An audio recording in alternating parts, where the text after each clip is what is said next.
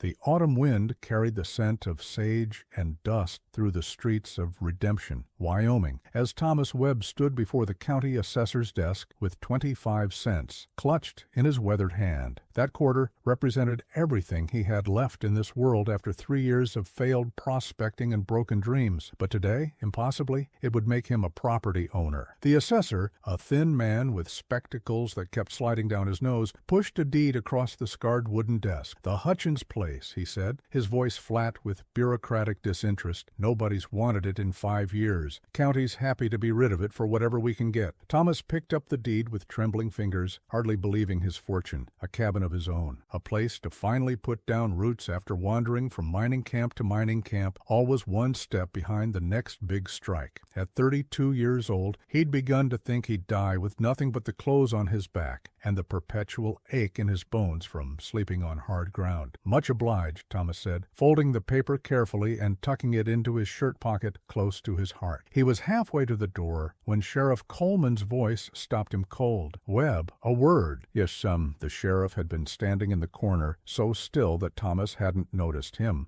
Coleman was a large man, not fat, but solid, with a face carved from granite and eyes that had seen too much. He wore his star with the weight of someone who understood the burden it represented. "Yes, sir?" Thomas turned, confused by the sheriff's presence at what should have been a simple transaction.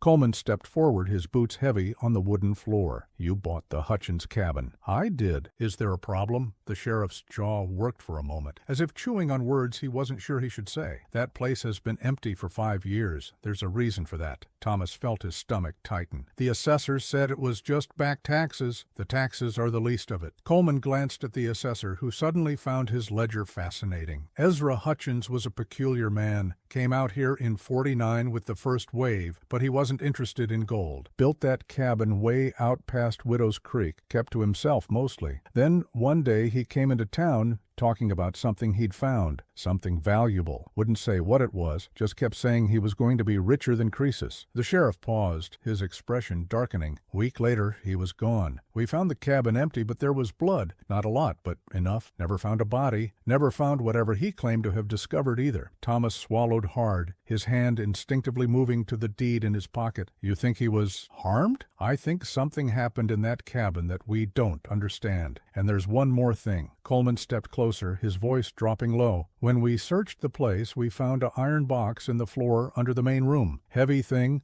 locked tight with a padlock we couldn't pick, and chains we couldn't cut. Hutchins had scratched something into the lid with what looked like a nail." "What did it say?" The sheriff's eyes locked onto Thomas's. "It said, 'Never open. For the love of God, never open.'" A chill ran down Thomas's spine, despite the warmth of the afternoon. "And you left it there? Couldn't move it? Damn thing must weigh 300 pounds, and it sunk into the floor like it grew there. We tried everything short of tearing up the floorboards, and the county decided it wasn't worth the effort." Coleman placed a heavy hand on Thomas's shoulder. "Listen to me, son. I've been sheriff in this territory for 15 years. I've seen men do terrible things to each other over gold, over land, over women, but I've never seen anything that gave me the cold feeling that box does. Whatever's in there, Hutchins wanted it to stay locked up. I strongly suggest you respect that." Thomas nodded slowly, though his mind was already racing. "I understand, Sheriff. Thank you for the warning." But as he walked out into the dusty street, the afternoon sun casting long shadows between the buildings, Thomas Webb couldn't help but wonder what could possibly be so valuable and so dangerous that a man would leave such a desperate warning. And more importantly, he wondered if 25 cents had just bought him salvation or doom. The cabin stood 3 miles outside of Redemption, accessible only by a narrow trail that wound through stands of cottonwood and pine. Thomas made the journey on foot, carrying everything he owned in a worn canvas pack that had seen him through a dozen mining camps. The walk took just over an hour, and with each step the sounds of civilization faded behind him, until there was nothing but the whisper of wind through the trees and the occasional cry of a hawk overhead. When the cabin finally came into view, Thomas stopped in his tracks. The assessor hadn't lied about its condition. The structure sagged to one side like an old man after a long day's work. Several roof shingles had blown away, and one of the two windows was broken, covered with what looked like an old flour sack. The door hung slightly askew on its hinges, but the walls were still standing. The chimney looked intact, and to a man who'd been sleeping under the stars more often than not for the past 3 years, it looked like a palace. Thomas approached slowly, his boots crunching on the dried grass that surrounded the cabin.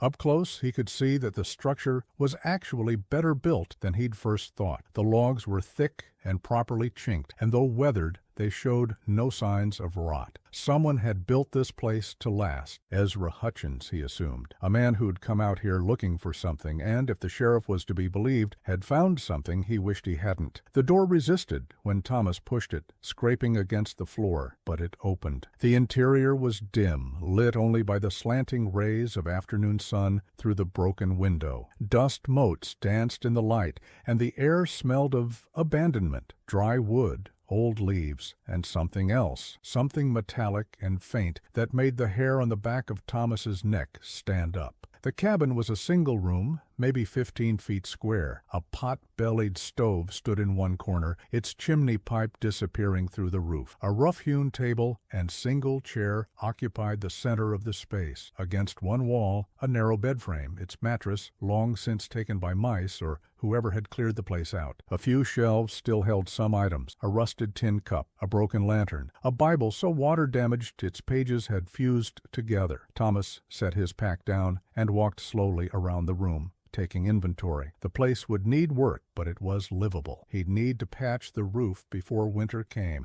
fix that window, shore up the door. But these were tasks he could handle. These were problems with solutions, and then he saw it. In the center of the floor, exactly where Sheriff Coleman had said it would be, was the box. The floorboards around it had been torn up and then roughly replaced, leaving a crude outline. But the box itself was visible, its top flush with the floor level, as if it had been intentionally sunk into the ground before the cabin was built. Thomas crouched beside it, his heart beating faster. The box was made of iron, black with age and spotted with rust in places, though most of it still held a dull sheen. It was approximately 3 feet long, 2 feet wide, and who knew how deep. Heavy chains were wrapped around it, secured with a padlock that looked like it would take a sledgehammer to break. And there, scratched deep into the metal lid, in crude, desperate letters, were the words the sheriff had described: "Never open. For the love of God, never open." Thomas reached out, his fingers hovering over the scarred metal. The box was cold to the touch, colder than it should have been in the warm cabin. He traced the letters with his fingertip, feeling the grooves where someone, Ezra Hutchins presumably, had carved the warning with frantic urgency. What could be inside? Gold? That seemed most likely. Perhaps Hutchins had struck it rich, hidden his fortune, and then been overcome with paranoia that someone would steal it. Maybe he'd even taken his own life in despair over guarding it. That would explain the blood and the mysterious disappearance. But then, why the warning? And why make it impossible to open? If you had gold, you'd want to be able to access it. Thomas stood up, his knees creaking. He was thinking about this all wrong. He had a roof over his head for the first time in years. Whatever was in that box had been there for 5 years and would keep for another 5 or 50 or forever. He didn't need to know. The sheriff's warning had been clear, and Thomas Webb might be poor, but he wasn't foolish. Some mysteries were better left unsolved. He spent the rest of the afternoon sweeping out the cabin,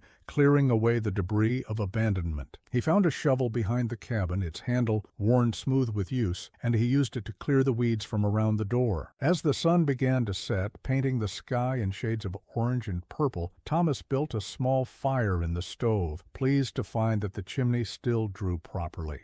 He made himself a simple dinner of beans and hardtack from his pack, and for the first time and longer than he could remember, he ate sitting at his own table, in his own home. That night, lying on the floor with his bedroll spread out near the stove's warmth, Thomas tried to sleep. But his eyes kept being drawn to the box in the center of the room. In the darkness, with only the faint glow from the stove's grate, the iron surface seemed to absorb what little light there was. The chains made strange shadows on the floor, and though it might have been his imagination, Thomas could have sworn he heard something from within the box. Not a sound exactly, more like the absence of sound. A silence that was somehow louder than any noise. He told himself he was being ridiculous. It was an old box containing who knew what, and it was affecting him because of the sheriff's warning and the mysterious circumstances of Hutchins's disappearance. Tomorrow, in the light of day, it would just be a box, an obstacle in the middle of his floor. Nothing more. But sleep was a long time coming, and when it finally did, Thomas's dreams were troubled by images of desperate men scratching warnings into iron and shadows that moved with purpose through empty cabins. The next morning dawned clear and cold. The kind of autumn day that promised winter wasn't far behind. Thomas woke with the sun, his back stiff from sleeping on the hard floor. He'd need to build a proper bed frame soon, maybe get into town and buy a mattress if he could find work. The 25 cents that had bought him this property was literally his last coin. He'd need to find employment quickly, but first there was work to do on the cabin. Thomas spent the morning patching the roof, using shingles he found in a lean-to behind the cabin. Hutchins had apparently been a man who prepared for maintenance. Thomas also found several planks of good wood, some nails, a hammer, and other tools. It was a small treasure trove for a man who owned next to nothing. By midday the roof was patched, though not prettily. The broken window was next. Thomas fashioned a temporary cover from one of the planks, making a mental note to buy proper glass when he had money. He fixed the door so it hung straight and closed properly. These simple tasks gave him a sense of satisfaction he hadn't felt in years. He was building something, making something his own. Throughout the day, he carefully avoided looking at the box. It sat there in the center of the room like a dark lodestone, pulling at his attention even when he wasn't facing it. Several times he caught himself standing over it, staring at the scratched warning, his mind churning through possibilities. Late in the afternoon, as Thomas was organizing his few possessions on the shelves, he noticed something he'd missed the day before, a loose floorboard in the corner near where the bed frame stood. He wouldn't have seen it if the light hadn't been hitting it just right, illuminating a gap between boards. Curiosity got the better of him. Thomas knelt down and worked his fingers into the gap, prying gently. The board came up easily, and underneath, in a small hollow, was a leather-bound journal. Thomas lifted it carefully, his hands trembling slightly. The leather was water-stained and cracked with age, but the journal was intact. He carried it to the table, sat down, and opened it to the first page. The handwriting was small and precise, the ink faded but legible. Journal of Ezra Hutchins, Year of Our Lord, 1849. I have come to this territory seeking not gold, but knowledge. The native people speak of a place of power in these mountains, a cave where the boundaries between worlds grow thin. If half of what they say is true, I may have found something more valuable than all the gold in California. Thomas felt his mouth go dry. He flipped through the pages, scanning the entries. They chronicled Hutchins's first months in Wyoming, his conversations with various Native American tribes, his growing obsession with finding this mysterious cave. The entries became increasingly excited as Hutchins got closer to his goal. Then, dated July 15th, 1849, I have found it. God help me, I have found it. The entry went on to describe a cave hidden deep in the mountains, a 3-day journey from where Hutchins would eventually build his cabin. Inside the cave, he wrote, was a chamber that seemed to exist outside of normal space. The walls glowed with a light that came from nowhere, and in the center of the chamber was a pool of liquid that looked like mercury, but moved with an intelligence that suggested something more. I dared not touch the liquid, Hutchins wrote, but I gathered several of the stones that lined the pool. They are unlike any mineral I have encountered. They seem to change color in different lights, and when held, they produce a sensation of warmth that spreads through the body. More than that, they seem to whisper, not in words,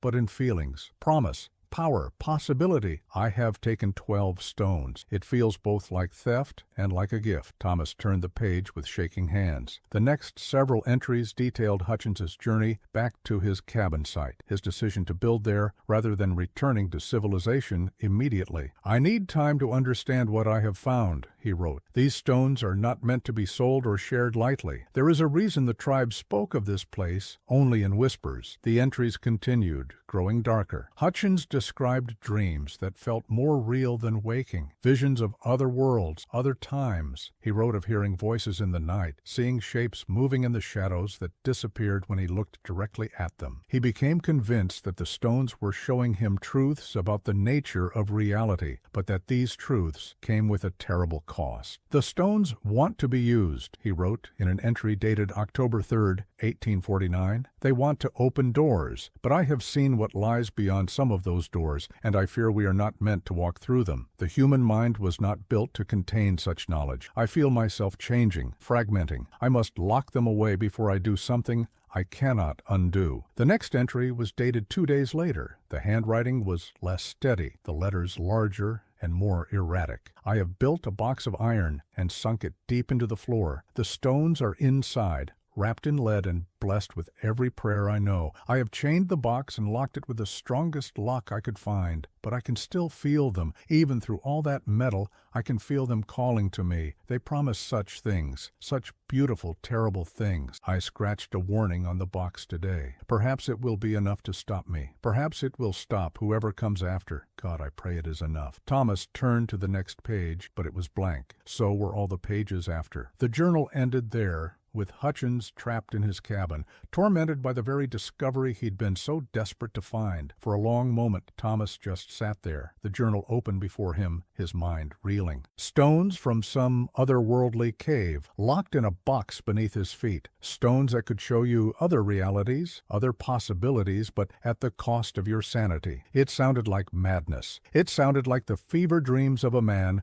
who'd spent too much time alone in the wilderness. But Thomas remembered the sheriff's description of finding the cabin, the blood, the disappearance. Whatever had happened to Ezra Hutchins, it had been real enough. Thomas closed the journal carefully and stood up. He walked to the box and stared down at it, at the desperate warning scratched into its surface. Hutchins had given in, hadn't he? He'd opened the box, used the stones, and whatever he'd seen or done had driven him away, or ended him. The journal was clearly written by an educated man, someone who understood the danger he was dealing with, and even he hadn't been able to resist. What chance did Thomas Webb have? None. He had no chance at all if he gave in to curiosity. The smart thing, the only thing, was to leave the box alone, to live his life in this cabin, find work in town, maybe even find a wife someday, build a normal, quiet existence, and forget that a box of impossible stones sat beneath his floor. Thomas made this resolution firmly. He put the journal on a shelf, ate a simple dinner, and went to bed. The box was just an obstacle in his floor. Tomorrow he'd see about building a rug frame to cover it. Out of sight, out of mind. But that night the dreams came, and they were extraordinary. Thomas found himself standing in a version of redemption that was transformed beyond recognition. The dirt streets were paved with smooth stone that reflected the sky. Buildings made of materials he didn't recognize reached toward the clouds. Machines that moved without horses carried people from place to place. And in the town square, where the hanging tree currently stood, there was instead a fountain of crystal-clear water, and around it gathered people of all colors and nations, laughing and talking in harmony. In the dream, Thomas understood that this was not fantasy, but possibility, a version of the future that could be. The stones, a voice whispered without words, could help him build this, could show him the path. All he had to do was open the box. He woke with a start, his heart pounding. The cabin was dark, the fire in the stove having burned down to embers. But in that darkness, Thomas could have sworn he saw a faint glow coming from the floor, from the box. When he closed his eyes, he could still see the transformed redemption, could still feel the promise of something better. It took everything he had not to get up and try to break the lock. The next few days passed in a strange fugue. Thomas went through the motions of establishing his life in the cabin. He made the journey into redemption and managed to secure work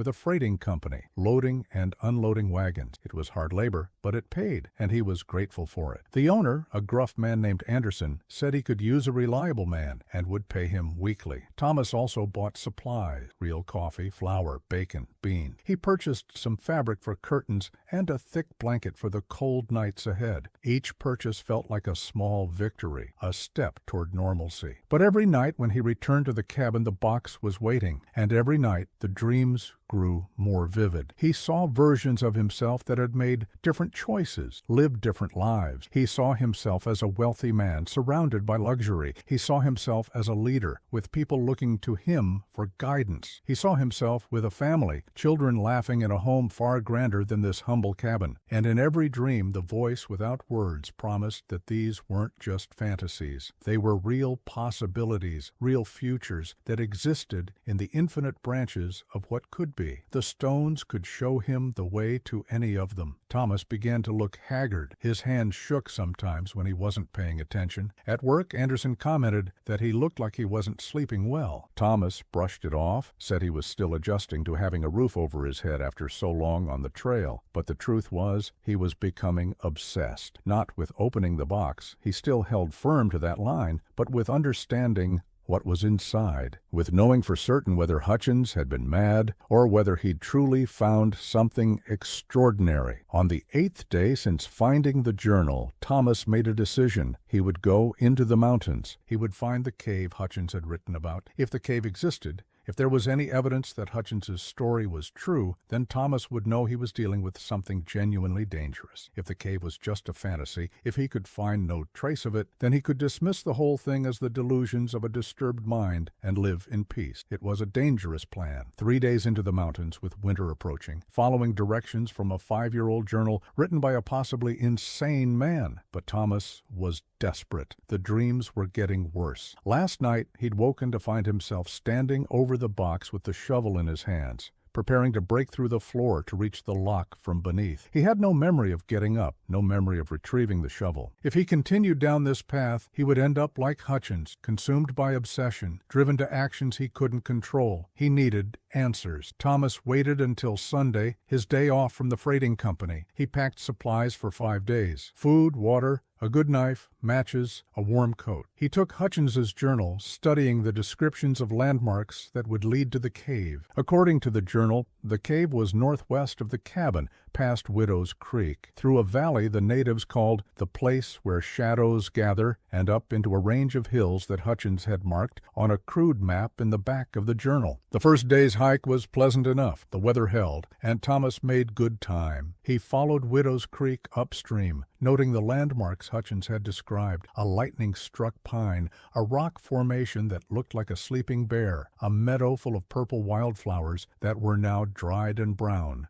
with the season. Each landmark he found sent a chill through him. The journal was accurate. Hutchins had been here, had walked this same path. By nightfall, Thomas had reached the valley. Standing at its entrance, looking into the shadowed depths between 2 steep hillsides, he understood why the natives had called it the place where shadows gather.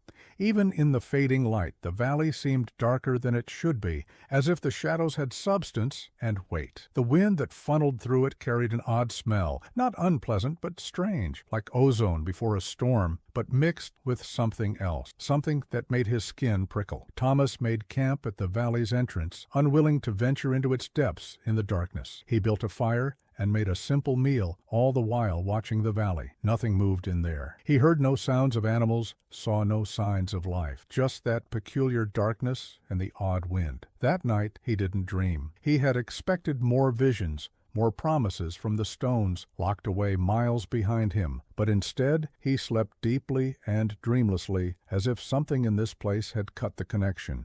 It was both a relief and somehow more unsettling than the dreams had been. Morning came, and Thomas broke camp with the first light. He entered the valley cautiously, every sense alert. The path Hutchins had described was barely visible, overgrown with underbrush, but it was there. Thomas followed it deeper into the valley, between walls of stone that rose higher with each step. The darkness here was real, not just the lack of light, but an actual dimming of the air itself. His fire-starting kit and matches, carefully packed in his bag, gave him some comfort. By midday, Thomas had reached the far end of the valley and began climbing into the hills beyond. According to the journal, the cave was near the summit of the third hill, hidden behind a rockfall that looked natural, but was actually the collapsed entrance to a much larger cave system. Hutchins had stumbled upon it by accident, climbing after a mountain goat he'd hoped to harvest for meat. The climb was hard, the terrain steep and rocky. Thomas's legs burned with the effort, and his breath came in ragged gasps in the thin mountain air, but he pushed on, driven by the need to know. Several times he had to stop and consult the journal, making sure he was on the right path, and each time Hutchins' descriptions proved accurate. As the sun began its descent toward the western horizon, Thomas found the rockfall. It looked exactly as Hutchins had described, a tumble of boulders that seemed to have fallen naturally from the cliff face above. But as Thomas examined it more closely, he could see what Hutchins must have seen. The gaps between the rocks were too regular, too deliberate. This wasn't entirely natural. Someone or something had arranged these stones. Thomas squeezed through a gap between two large boulders, his pack scraping against the stone. Beyond was a narrow passage that sloped downward into darkness. He lit a torch he'd prepared, a branch wrapped with pitch-soaked cloth, and proceeded carefully. The passage opened into a larger chamber, and Thomas stopped in his tracks, his torch held high. The chamber was exactly as Hutchins had described. The walls gave off a faint luminescence, a pale blue-green light that came from the stone itself. The air was warm and carried that same strange smell from the valley, but stronger here. And in the center of the chamber, just as the journal had promised, was a pool. Thomas approached slowly, his torch now seeming harsh and crude compared to the gentle glow of the walls. The pool was perhaps 10 feet across, roughly circular, filled with liquid that did indeed look like mercury. But as Thomas watched, the surface moved in ways that had nothing to do with currents or ripples. Patterns formed and dissolved, shapes that almost resembled faces or hands or scenes from dreams. And yes, around the edges of the pool,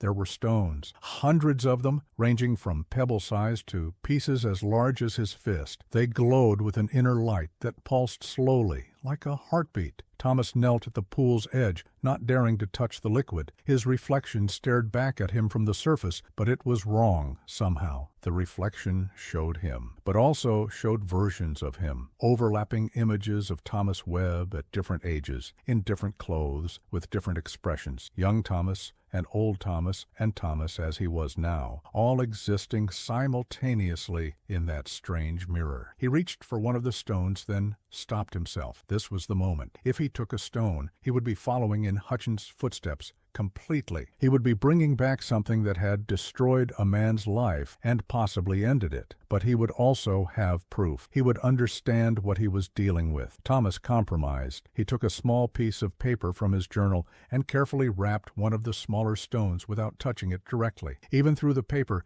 he could feel the warmth, could sense something beneath the surface of the stone. He tucked it into his pack, making sure it was secure. As he stood to leave, Thomas looked back at the pool one more time. For just a moment, he saw something in its depths, not a reflection, but a presence, something vast and ancient and completely alien to human understanding. It was aware of him. It saw him, and Thomas had the distinct impression that it was amused. He had walked into its domain, taken one of its gifts, and it found this funny, in the way a cat might find a mouse's struggles entertaining. Thomas fled. There was no other word for it. He scrambled back through the passage, squeezed through the rockfall, and descended the hillside at a pace that was dangerous in the fading light. He didn't stop until he was out of the valley, back in the normal world where shadows were just shadows and stones were just stones. Only then did he make camp, his hands shaking so badly he could barely start a fire. The journey back to the cabin took 2 days. Thomas pushed hard, sleeping little, wanting nothing more than to be back in his own space, surrounded by walls and normalcy. The stone in his pack seemed to grow heavier with each mile, though logically he knew it weighed the same as it had in the cave. But it pulled at him, made him constantly aware of its presence. When he finally stumbled up to his cabin in the late afternoon, exhausted and filthy from days on the trail, Thomas had never been so happy to see the ramshackle structure. He dropped his pack inside the door, started a fire in the stove, and stood there for a long moment, letting the familiar space ground him. The box sat in the center of the floor, just as he'd left it, but now Thomas understood what was inside. He had seen the source. He had felt the presence in the cave. Hutchins hadn't been mad. He'd been entirely too sane, had understood exactly what he was dealing with, and had tried to protect others from his mistake. Thomas took the wrapped stone from his pack and placed it on the table. Even through the paper, even in the normal light of his cabin, he could see a faint glow. He unwrapped it carefully, using a cloth to avoid touching it directly, and examined it. The stone was about the size of a walnut, roughly spherical, and it seemed to contain depths that shouldn't be possible in something so small. Looking into it was like looking into a window to somewhere else. The color shifted as he moved it. Blue, then green, then purple, then colors he had no names for. What would happen if he touched it? If he let himself feel whatever these stones offered? The temptation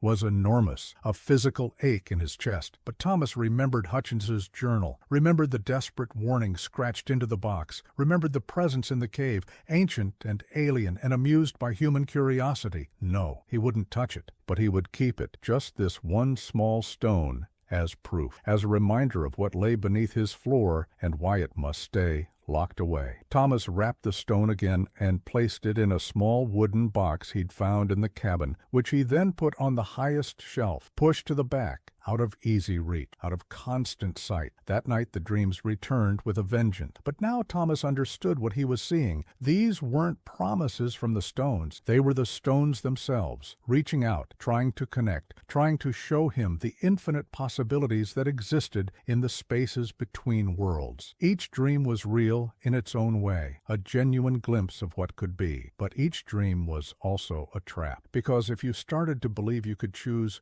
which reality you wanted, you would go mad trying to navigate the infinite branches. The human mind wasn't built for it. Hutchins had been right about that. When morning came, Thomas was more tired than before he'd slept, but he was also resolved. He knew what he had to do. The box would stay locked. The stone on his shelf would remain wrapped, and he would live his life, his one life, in his one reality, as best he could. The mysteries of the cave and the stones would remain mysteries. Some doors were meant to stay closed, but resolution and reality were two different things. Because that very morning, when Thomas went to the well behind the cabin to draw water, he found he wasn't alone. A woman stood in the small clearing, examining his cabin with a critical eye. She was in her 30s, Thomas guessed, dressed in practical traveling clothes with a leather satchel slung over her shoulder. Her dark hair was pulled back in a severe bun, and her face had the sharp, intelligent look of someone who missed very little. "You must be Webb," she said, without preamble, when she noticed him.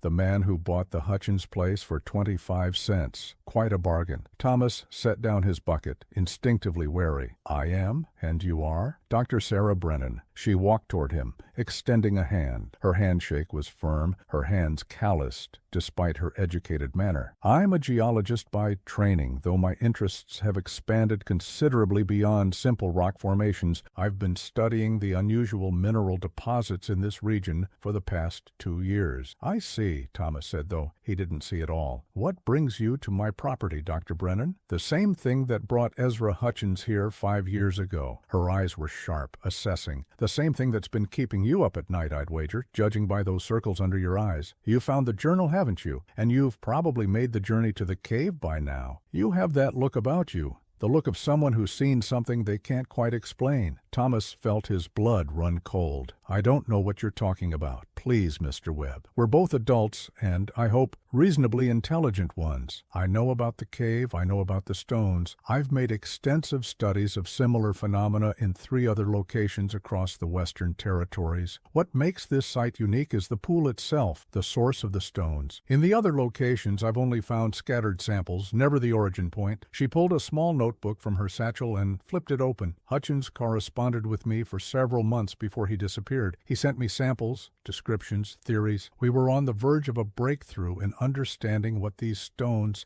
actually are and where they come from. Then his letters stopped, and when I finally made it out here, I learned he'd vanished. Thomas struggled to process this. Hutchins was working with a scientist? He was an educated man, Mr. Webb, self-taught in many areas, but brilliant nonetheless. He understood that what he'd found required serious study, not blind greed. We were planning to publish a joint paper. Dr. Brennan's expression darkened. But then something changed. His last letter to me was different, desperate. He said he'd made a terrible mistake, that he'd used the stones in a way he shouldn't have, and that he needed to seal them away before they destroyed him. That was 5 months before he disappeared. He locked them in a box, Thomas said slowly, sank it into the floor of the cabin, and chained it shut. I know. The sheriff told me when I came through asking about Hutchins, but the box is one thing, the cave is another entirely. Dr. Brennan stepped closer, her voice dropping. Mr. Srees Webb, whatever is in that pool, whatever creates these stones, it's not of this world. I mean that quite literally. My research suggests that it's some form of dimensional boundary, a place where the barriers between parallel realities grow thin. The stones are fragments of that boundary. They contain echoes of other possibilities, other timelines. She pulled something from her satchel, a stone similar to the one Thomas had hidden on his shelf. I've been carrying this one for 6 months. I've learned to use it in limited ways. It can show you things, Mr. Webb, warnings of danger, glimpses of opportunities. But you have to be careful. You have to limit your exposure. Hutchins didn't. He tried to use multiple stones at once, tried to see too far, too deep. The human mind fractures under that kind of insight. Thomas found himself sitting down on the ground, his legs suddenly weak. Why are you telling me this? Because I need your help, Dr. Mull. Brennan sat down across from him, her expression serious. The stones in that box in your cabin, Hutchins wrote that he collected 12 of the largest specimens from the cave. Combined, they represent an incredible opportunity for scientific study. But more than that, they represent a danger. If someone who doesn't understand them were to open that box, to use those stones without proper preparation, they could do serious harm to themselves and potentially to reality itself. So what do you want from me? I want to study them, under controlled conditions, with proper precautions. I've spent 2 years developing methods to safely examine these artifacts. I have techniques for containing their effects, for limiting exposure, but I need access to that box. Thomas shook his head. No, absolutely not. Hutchins locked them away for a reason. Hutchins panicked, Dr. Brennan said firmly. He had a breakthrough, made a mistake, and overcorrected. I'm not suggesting we use the stones the way he did. I'm suggesting we study them scientifically, understand them fully, and then make an informed decision about what to do with them. They could represent a leap forward in human understanding of physics, of consciousness, of the nature of reality itself. We can't just bury that knowledge because one man couldn't handle it. Thomas wanted to refuse. Every instinct screamed at him to send this woman away, to protect the box and its contents from anyone who might be tempted to open it. But a part of him, a part he didn't want to acknowledge, was intrigued. What if Dr. Brennan was right? What if there was a way to safely study the stones, to understand them without being destroyed by them? Let me think about it, he said finally. Dr. Brennan nodded. That's all I ask. I'm staying at the boarding house in Redemption. Think it over, Mr. Webb. But don't take too long. Winter is coming, and I need to complete my research before the snows make travel impossible. I'll return in 3 days for your answer. She stood, adjusted her satchel, and walked away down the trail toward town. Thomas sat in the dirt for a long time after she left, staring at his cabin and thinking about the box inside, and the stone on his shelf, and the cave in the mountain, and all the terrible, wonderful possibilities that came with knowledge that humans were never meant to have. 3 days. He had 3 days to decide whether to let Pandora's box be opened, just a crack, in the name of science. 3 days to either become a footnote in history or possibly unleash something that could never be put back. Thomas Webb had thought that 25 cents had bought him a simple cabin. He was beginning to realize it had bought him something far more complicated and far more dangerous. The next 3 days were the longest of Thomas's life. He went to work at the freighting company, loaded and unloaded wagons, and tried to lose himself in simple physical labor. But his mind was never at the warehouse. It was always back at the cabin, circling around the question Dr. Brennan had posed. On the second day, Sheriff Coleman found him at work during the lunch break. Thomas was sitting on the loading dock, eating bread and cheese, when the sheriff's shadow fell across him. "Webb, got a minute?" Thomas's heart sank. "Of course, Sheriff." Coleman sat down beside him, groaning slightly as his knees bent. "Strange woman came through town couple days ago. Dr. Sarah Brennan. Says she's a geologist. Been asking questions about Ezra Hutchins, about the old cabin. About you." "She came to see me," Thomas admitted. "Said she was corresponding with Hutchins before he disappeared?" The sheriff was quiet for a moment. "She show you one of those stones?" Thomas jerked his head up, shocked. "You know about—" "I know a lot more than I let on when you bought that place," Coleman said heavily. "I told you about the box because I thought it would be enough to keep you from messing with it. But I didn't tell you everything." He sighed, rubbing his face with both hands. "When we found Hutchins's cabin empty, we also found samples of rocks scattered around. Strange rocks that seemed to glow in dim light. The deputies wanted to keep them as curiosities. I let them. What happened? Tom Brewster, good man, family man, started seeing things. Said the rock showed him his children's deaths in various ways. Car accidents that hadn't happened yet. Hell, we don't even have cars. Drownings, falls. He went half mad trying to prevent futures that didn't exist. Eventually threw the rock down a mine shaft, and it took him 6 months to get back to normal." Coleman's face was grim. Johnny Marsh, another deputy, he kept his rock. Said it showed him opportunities, ways to make money. He became obsessed with it, stopped doing his job, stopped taking care of his family. Last I heard, he'd moved to San Francisco, chasing some vision the rock had shown him. Haven't heard from him since. Thomas felt sick. "Why didn't you tell me this before?" "Because I thought you'd be smart enough to leave well enough alone." Coleman looked at him hard. "But then this Brennan woman shows up, and I'm thinking maybe I underestimated how much temptation a man can resist when a smart, educated person tells him it's all right to give in. She wants to study the stones in the box. Says she's developed safe methods." "Safe methods," Coleman snorted. "For studying things from another world? Things that can fracture a man's mind just by showing him too much truth?" He shook his head. "Webb, I've been in law enforcement for a long time. I've seen what happens when people convince themselves that they can handle something dangerous if they're just careful enough. They're always wrong. The dangerous thing is dangerous precisely because you can't be careful enough. So what do you think I should do?" "I think you should tell Dr. Brennan no. I think you should nail some boards over that box, throw a rug over it, and forget it exists. And I think you should take that stone you've got hidden in your cabin. Don't look shocked, son. I've been doing this job long enough to read guilt on a man's face and throw it down the deepest hole you can find." The sheriff stood up, his joints popping. "But you're going to do what you're going to do. Just remember that Ezra Hutchins was a smart man, too. Probably smarter than you, or me, or Dr. Brennan. And he scratched that warning into that box with his own hands, knowing full well what it cost him to lock away something so valuable. You think about that before you let anyone open it." He walked away, leaving Thomas alone with his lunch and his thoughts. That evening, back at the cabin, Thomas took down the small wooden box containing the wrapped stone. He sat at his table with it, just looking at it, not opening it. The wrapped bundle seemed innocuous enough, just a small object in paper and cloth, but he knew what it contained. He'd seen the cave, he'd felt the presence there. What would Hutchins do? The journal was clear enough. Hutchins had regretted taking the stones from the cave, had understood too late that some knowledge came at too high a price. But Hutchins had also been alone with his discovery, with no one to consult, no scientific framework to understand what he'd found. Dr. Brennan offered that framework, offered the possibility of understanding without destruction. But did it matter? Thomas thought about the sheriff's deputies, one driven mad by visions of tragedies that might never happen, another lost to obsession, chasing phantom opportunities. These weren't stupid men. They'd just been shown too much too fast by objects they didn't understand. Thomas made a decision. He would meet with Dr. Brennan one more time, but not to give her access to the box. He would show her the stone he'd brought back from the cave. He would ask her to demonstrate these safe methods she claimed to have developed. And if she could convince him, truly convince him, that there was a way to study these artifacts without courting disaster, then maybe,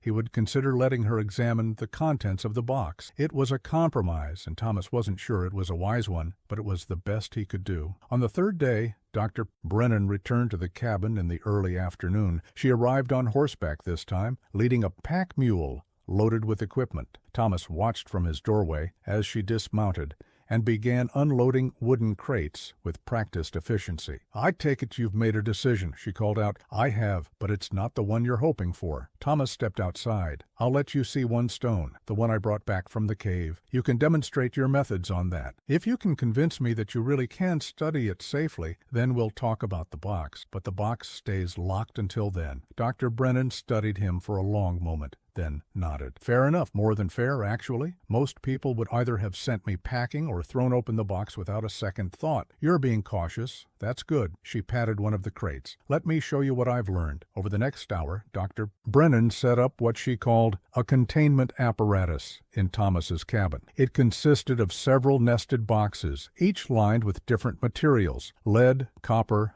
iron, and something she called blessed silver that had been treated with various religious rituals. The innermost box was glass, allowing observation while theoretically blocking the stone's influence. The key, she explained as she worked, is to limit exposure time and to approach the stones with a clear, specific purpose. Hutchins's mistake was that he tried to use them for general exploration, asking them to show him everything. The stones respond to that kind of open-ended request by showing everything, all possibilities, all timelines, all realities, all at once. The human brain can't process that. It's like trying to drink from a fire hose. She placed sensors and measuring devices around the apparatus, thermometers, compasses, even a device she said measured electromagnetic fields, though Thomas didn't fully understand how. But if you approach a stone with a specific, limited question, you can get useful information without being overwhelmed. Watch. Thomas retrieved the wrapped stone from his shelf and carefully placed it in Dr. Brennan's apparatus without touching it directly. Even through the wrapping, through all the layers of shielding, he could feel something, a warmth, an awareness. Dr. Brennan sealed the innermost glass box and sat down before it. She closed her eyes, took several deep breaths, and then opened them. "I'm going to ask it a simple question. Will it rain tomorrow?" This is a yes/no question.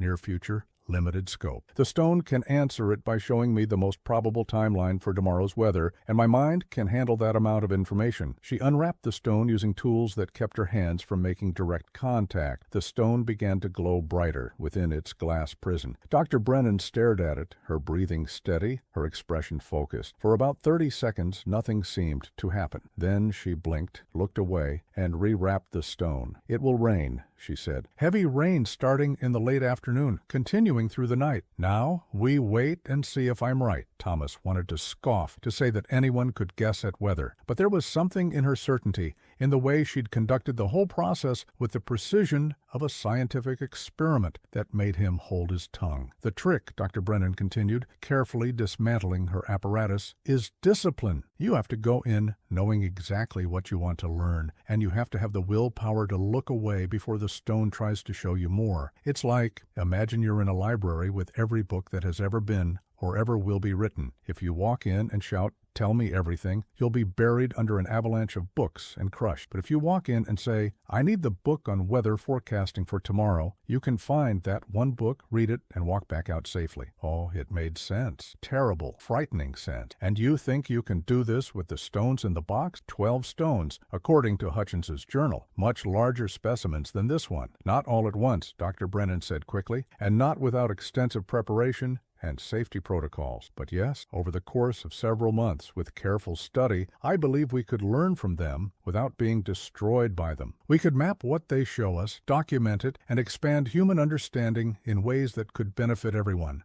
Thomas shook his head. "Or we could release something that should stay locked away. Dr. Brennan, I've been to the cave. I've felt what's there. It's not just powerful. It's alien. It doesn't think like we do, doesn't care about our categories and our scientific methods. What makes you think you can control it? I don't want to control it, she said. I want to understand it. There's a difference. They argued back and forth for the rest of the afternoon. Dr. Brennan was persuasive, educated, and clearly passionate about her research, but Thomas couldn't shake the feeling that she was still underestimating the danger. She talked about containment and protocols, but Hutchins had been careful too. He'd built that iron box, wrapped the stones in lead, locked everything away, and still he'd been destroyed. As the sun began to set, Dr. Brennan finally packed up her equipment. I can see I'm not going to convince you today, she said, but think about it, Mr. Webb. Right now, those stones are locked away, yes, but they're locked away in your cabin, in a box you can't open, but that someone else eventually will, someone who might not be as cautious as either of us. Wouldn't it be better to study them now, under controlled conditions, and then make an informed decision about what to do with them permanently? She mounted her horse. I'll be in Redemption for another week. After that, I need to return east before winter. If you change your mind, you know where to find me. Thomas watched her ride away, and then he looked up at the darkening sky. The clouds were gathering, heavy and gray. By nightfall, it was raining, heavy rain, just as she had predicted. The demonstration had worked. Dr. Brennan had asked a simple question and gotten an accurate answer. She had used the stone safely, with no apparent ill effects. Maybe she really did know what she was doing. Maybe there was a way to unlock the secrets in that box without courting disaster. Or maybe the stones had simply shown her what she wanted to see, given her confidence that would lead to their eventual release. Maybe this was how they worked, patient and clever, showing just enough truth to build trust before revealing the unbearable weight of complete truth. Thomas didn't sleep that night. He sat at his table, listening to the rain drum on the roof, and thought about choices and consequences. He thought about Ezra Hutchins, alone in this cabin, wrestling with the same questions. He thought about the sheriff's deputies, destroyed by curiosity. He thought about Dr. Brennan's careful apparatus and confident predictions. And he thought about the box, always the box, sitting in the center of his floor, heavy with chains and desperate warnings and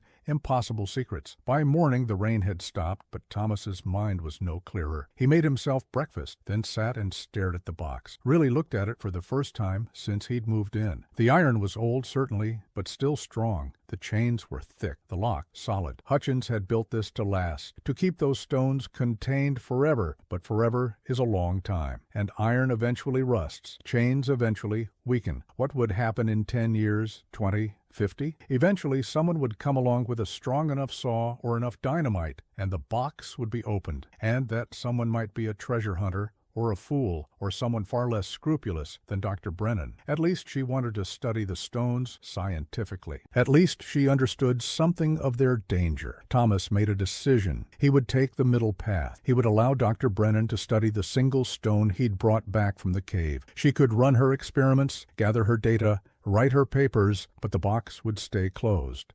The 12 stones Hutchins had collected would remain locked away. If Dr. Brennan's research went well, if she could demonstrate genuine understanding without any ill effects, then maybe he would reconsider, but not before. It was a compromise that satisfied no one, least of all Thomas himself, but it was the best he could do. He rode into Redemption that afternoon and found Dr. Brennan at the boarding house. She was in her room, surrounded by papers and books, clearly working on her research even without access to the box. "I've made a decision," Thomas said when she answered his knock. "You can study the stone I brought back, run your experiments, do your research, but the box stays locked. That's not negotiable." Dr. Brennan's face fell slightly, but she nodded. "I understand, and I accept. Having access to even one cave source specimen is more than I had before. Thank you, Mr. Webb. There are conditions," Thomas continued. "You work at my cabin where I can observe. You keep detailed notes that I can review. And at the first sign of trouble, and I mean the first sign, we stop everything. Agreed?" "Agreed." They shook hands, and Thomas felt like he'd just made either the best or worst decision of his life. Time would tell which. Over the next 4 days, Dr. Brennan conducted her research at Thomas's cabin. She brought her equipment, her notebooks, her carefully structured protocols. Thomas watched, fascinated despite his misgivings, as she approached the stone with scientific rigor. She asked it simple questions, one at a time, with appropriate gaps between each session to recover from the exposure. "Will Thomas find work next week?" "Yes." And she described in detail the opportunity that would present itself, and 3 days later Anderson offered Thomas a bonus job, repairing some freight wagons, exactly as predicted. Is there gold within 10 miles of this cabin? No. Definitively, which Thomas found oddly comforting. What was the weather like here on the day Hutchins disappeared? And here she got something interesting, a vivid image of a spring day, sunny and warm, with Hutchins standing outside the cabin, looking into the distance with an expression of terrible wonder. Each session, Dr. Brennan demonstrated control. She asked her question, received an answer, and pulled back before the stone could show her more. She took notes, cross-referenced her findings, built a framework of understanding, and she seemed fine. No madness, no obsession, no fracturing of her mind. Thomas began to relax. Maybe this could work. Maybe Dr. Brennan really had found a way to safely learn from these artifacts. On the evening of the 4th day, she packed up her equipment with a satisfied expression. I have enough data now to write a preliminary paper. Thank you for your cooperation, Mr. Webb. You've contributed to something important. What will you do now? Thomas asked. Return east, present my findings to the scientific community, and hopefully get funding for a more extensive study. I'll need to return next spring with better equipment and a team of researchers. Would you be amenable to that? Thomas hesitated. We'll see. Let's take this one step at a time. Dr. Brennan smiled, cautious to the end. Very well. But I hope you'll consider allowing us to examine the boxed stones eventually. The knowledge we could gain from 12 linked specimens. She shook her head. It could change everything. After she left, Thomas felt simultaneously relieved and anxious. The research had gone well. Too well, perhaps. He couldn't shake the feeling that he'd just opened a door that would never fully close again. But the alternative, keeping everything locked away forever, letting rust and time make the decision for him, didn't seem right either. That night, Thomas had a dream unlike any before. In it, he saw Ezra Hutchins, not as a stranger from a journal, but as a real man. Hutchins was sitting at this very table, holding one of the stones from the box, and his face was twisted with rapture and terror.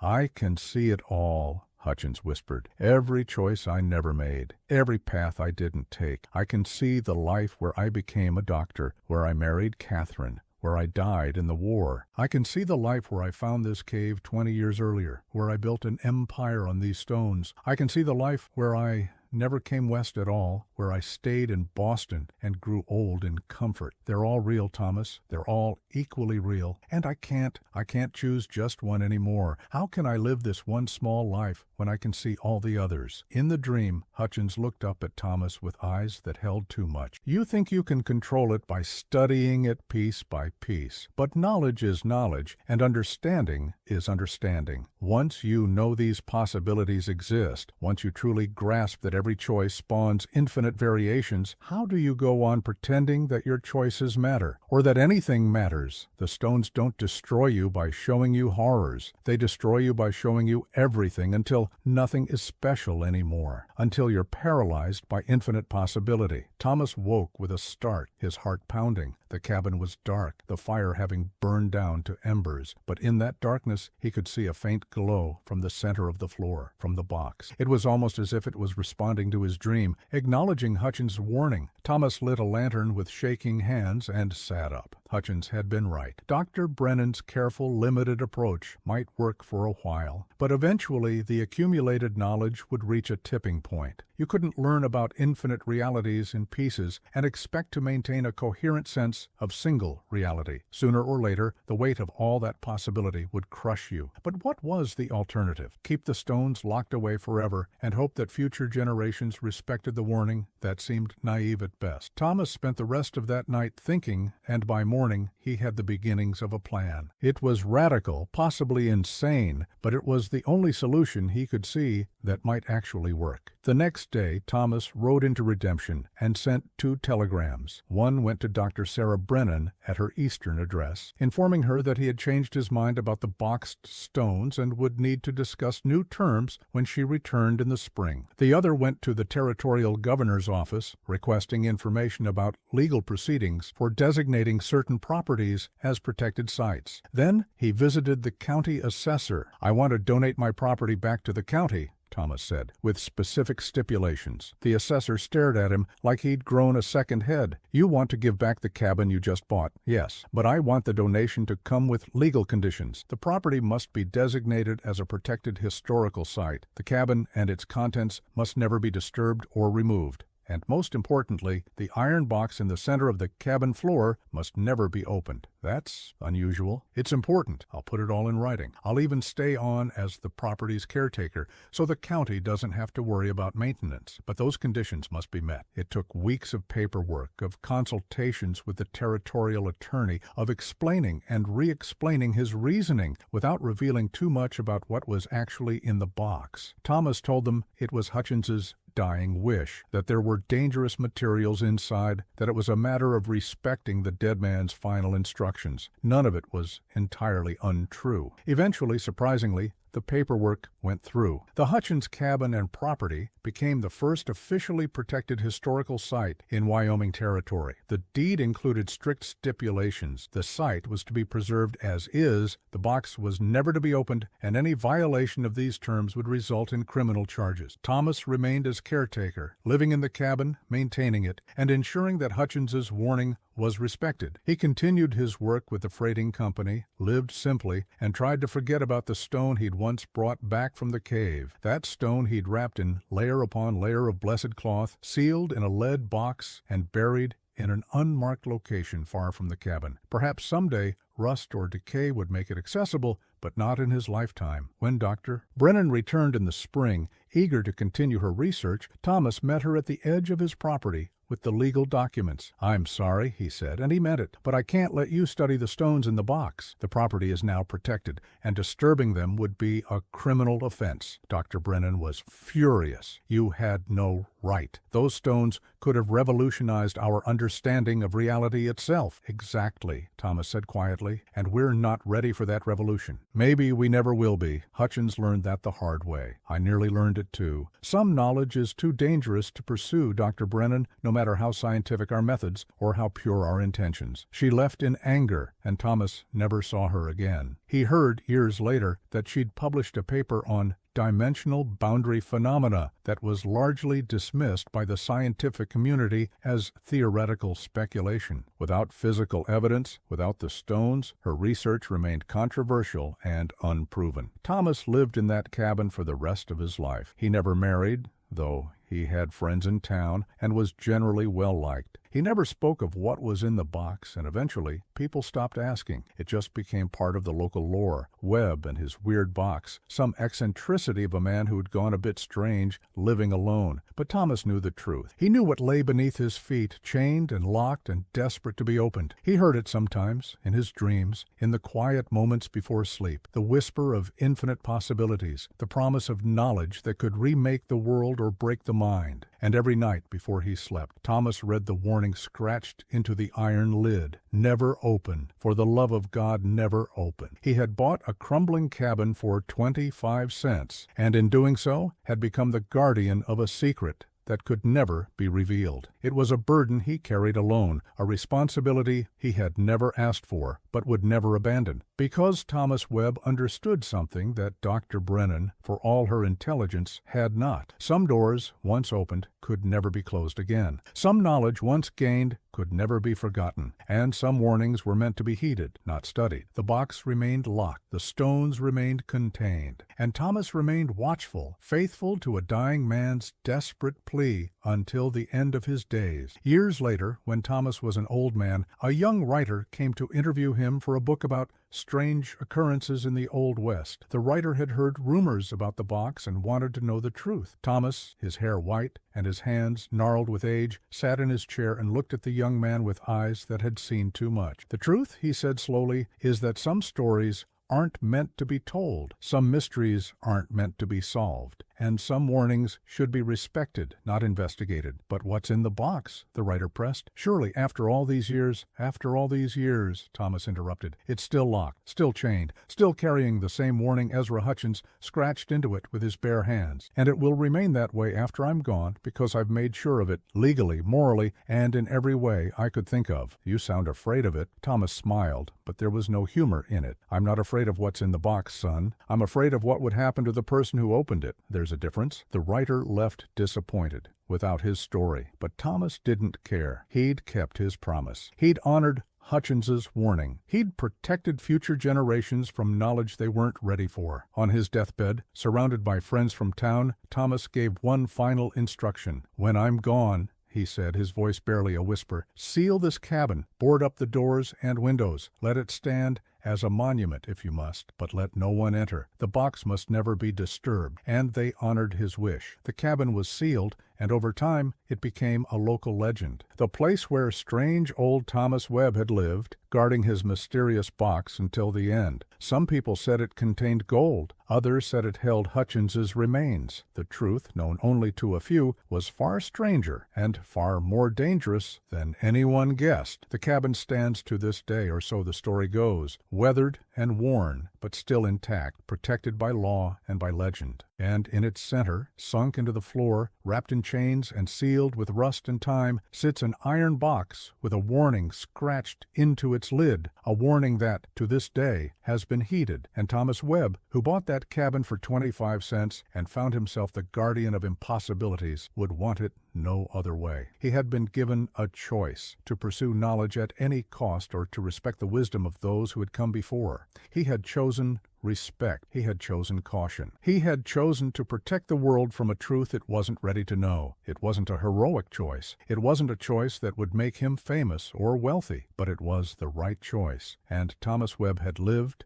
and died knowing that. The box remained closed, the warning remained visible, and the stones within, with all their terrible knowledge and infinite possibilities, remained locked away from a world that would surely have been destroyed by them. Some would say Thomas wasted an opportunity, that he could have been the man who revolutionized human understanding, who opened doors to new realities, who changed everything. But Thomas would have said, did say, in the private journals he kept until his death, that the greatest wisdom sometimes lies in knowing when to walk away, in understanding that not every door should be opened, not every question should be answered, and not every 25-cent purchase is truly a bargain. He bought a crumbling cabin he found what the sheriff warned never to open, and he made the choice that Ezra Hutchins, in his final moments of clarity, had begged future generations to make. He left it alone. And in doing so, Thomas Webb saved the world from a truth it could never have handled. That was his story, that was his legacy, and that was enough.